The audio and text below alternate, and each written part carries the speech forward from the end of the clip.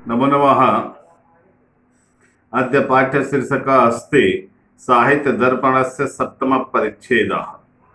सप्तमः परिच्छेदे दोषस्य सामान्यलक्षणविधाय कतिविधयश्च इति विवेच्यताम्। यानी कि रस दोष, दोष, काव्य दोष, रस दोष, काव्य दोष, इसी के ऊपर आज हमारा यह क्लास है। कहते हैं रसापकर्षकाः दोषाः, यानी कि रस के जो अपकर्षक तत्व हैं उसको दोष कहते हैं। रसापकर्षकाः दोषाः। तो इस तरह से देखेंगे दर्पण से सप्तम परिच्छेद काव्य दोष रसापकर्षकाः दोषाः। कहते हैं कि रस के जो अपकर्षक तत्व हैं उसको जो है दोष कहते हैं। दोष के रसापकर्षक होने का जो अभिप्राय है वह पहले ही अर्थात वाक्यम रसात्मकम काव्यम कहते हैं। वाक्यम रसात्मकम, रसात्मकम काव्यम, रसात्मक वाक्य ही काव्य है।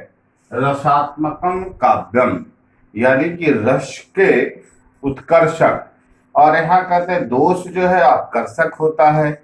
दोषास्यापकर्षकाः साहित्य दर्पण के प्रथम परिच्छेद के तीसरे कारिका में काव्य के रसात्मक काव्य वाक्य रूप के कारण काव्य के दोष रस के अपकर्षक तत्व हो सकते हैं। रस के अपकर्षक तत्व जो कारक होते हैं वो दो प्रकार के होते हैं। पहला जो होता है अपकर्षक तत्व, अपकर्षक तत्व। इसमें जो होता है पहला होता है साक्षात, एक होता है साक्षात, और दूसरा जो होता है परंपरा, परंपरा से, परंपरा के अनुसार। साक्षात के अंतर्गत हम देखते हैं पहला जिसमें रस की प्रतीति का अभाव हो, रस की प्रतीति का जिसमें अभाव हो। नंबर दो, रस की विलंब से प्रतीति। और तीसरा जो साक्षात का कारण है वह है रस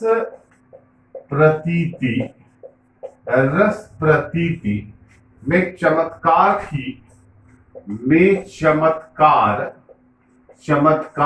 की मात्रा की न्यूनता, चमत्कार की मात्रा की न्यूनता होती है। यानी कि अपकर्षक तत्व में दो प्रकार के होते हैं, साक्षात और परंपरा के अनुसार। साक्षात में कहते हैं कि रस की प्रतीति का अभाव होता है, और दूसरा कहते हैं रस की विलंब से प्रतीति जब होती है, और तीसरा जो है रस प्रतीति में चमत्कार की मात्रा की न्यूनता होती है, तब रस दोष होता है। फिर कहते हैं कि परंपरा में कहते हैं कि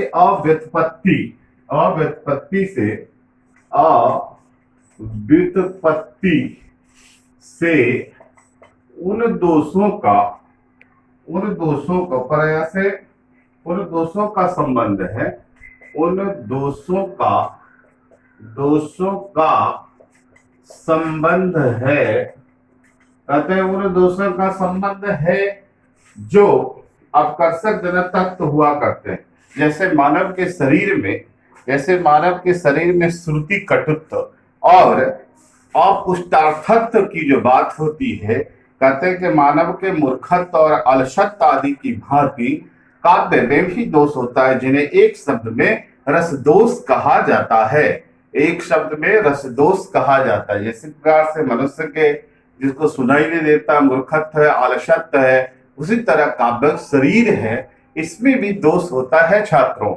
तो कहते हैं कि रस अपकर्षक दोष 5 प्रकार के होते हैं। कहते हैं कि रस अपकर्षक जो दोष होते हैं वो 5 प्रकार के होते हैं। कहते हैं ये अपकर्षक जो दोष होते हैं, अपकर्षक दोष जो होते हैं वो 5 प्रकार के होते हैं। पहला होता है पदगत, दूसरा होता है पदांशगत, पदांशगत, पदगत, पदांशगत, तीसरा होता है अर्थगत, अर्थगत, चौथा होता है वाक्यगत, वाक्यगत, और पांचवा होता है रसगत, यानी रसगत दोष होते हैं। पांचवा जो है, पहला पदगत, दूसरा पदांशगत, तीसरा अर्थगत, चौथा वाक्यगत और पांचवा रसगत दोष होते हैं। आप कर सके जो 5 प्रकार के होते हैं, इसकी चर्चा हम लोग आगे करेंगे। अब इसी बात को हम लोग लेखन के दृष्टिकोण से संस्कृत में इसको सुनेंगे। कहते हैं कि रसापकर्षका दोषाः इति श्रुति दुष्टा पुष्टार्थत्वादयः कानत्वत्खंजात्वादय इव शब्दार्थद्वारेण देहद्वारेणैव व्यभिचारी भावादेः स्वशब्दवाच्यादवादयो मूर्खत्वादय इव साक्षात् काव्यात्मभूतं रस अपकर्षक्यन्तकः काव्यस्यापकर्षकाः इत्युच्यन्ते। अर्थात साक्षात् परंपरया रसापकर्षकत्वं दोषत्वमित्यर्थः। स च द्विविधो नित्यो अनित्यश्च प्रकारान्तरे अपि समाधातुमशक्यः सचेतसा वा नित्यं हेयो दोषो नित्ययः यथा चित् संस्कारत्वादि। अनित्यः पुनः क्वचिदुपादेयः यथा दुश्रवत्वादिः। तस्य रौद्रादौ उपादेयत्वात् श्रृंगारादौ च हेयत्वस्यापि दुःखस्रवत्वस्य अप्रयुक्तत्वस्य च रौद्रे श्लेषे वा उपादेयत्वात् प्रयोजनवशात् तस्य 5 प्रकाराः सन्ति। पददोषः, पदांशदोषः, वाक्यदोषः, अर्थदोषः और रसदोषश्चेति। रसस्य अपकर्षकः कारकः। कहते हैं कि ये 2 प्रकार के होते हैं अपकर्षक कारक, साक्षात और परंपरया। रसस्य प्रतीत्या वह, दूसरा अस्ति रसस्य विलंबेन प्रतीति ही, रस की विलंबता से प्रतीति, और तीसरा रस प्रतीति मध्ये चमत्कारस्य मात्रायाः न्यूनता, अर्थात रस प्रतीति में चमत्कार की मात्रा की न्यूनता होती है। पददोषः अस्ति 16 प्रकाराः सन्ति। पहला दुःखश्रवत्व श्रुति कटुत्व, दूसरा त्रिविध अश्लीलत्वम्, तीसरा अनुचितार्थत्व, चौथा अप्रयुक्तत्व, पांचवा ग्रामत्व, छठा अप्रतीतत्व, सप्तम संदिग्धत्व, अष्टम नेयार्थत्व, नवम निहितार्थत्व, दशम अवाचकत्व, एकादश क्लिष्टत्व और द्वादश विरुद्धमति कारित्व, त्रयोदश अविमृष्ट विधेयांशत्व, चतुर्दश निरर्थकत्व, पंचदश असमर्थकत्व और षोडश चिद संस्कारत्व। कहते हैं कि निरर्थकत्व, असमर्थत्व और चित संस्कारत्व केवल पदगत दोषाः सन्ति, किंतु अन्य वाक्यगत दोषाः अपि सन्ति। कहते हैं कि दुख श्रवित्र विधा सलीला नुचितार्था प्रयुक्ताः ग्राम्या प्रतीति संदिग्ध नेयार्थ निहितार्थता अवाचकत्वं क्लिष्टत्वं विरुद्धमतिकारिता अविमृष्ट विधेयांश भावस्य पदवाक्ययोः दोषाः केचित् भवन्नेषु पदांशे अपि पदे परे निरर्थकात् समर्थत्वे च्युत संस्कारता तथा परुष वर्णता श्रुति दुःखावहत्वं दुःखस्रवत्वं।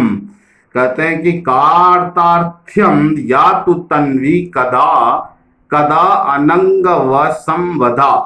कार्तार्थ पदस्य कर्कश ध्वनि कारणेन अनंग व संवदा तन्वंगी शब्दस्य विप्रलंब काव्य पाठकस्य हृदय पर्यंतम न स्पर्शयति।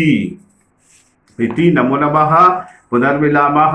आज हमने साहित्य दर्पण के 7वें परिच्छेद को प्रारंभ किया है। इसमें दोष को अच्छी तरह से समझेंगे और फिर आगे का हम लोग वर्ग लेंगे। नमो नमः। जयतु संस्कृतम्।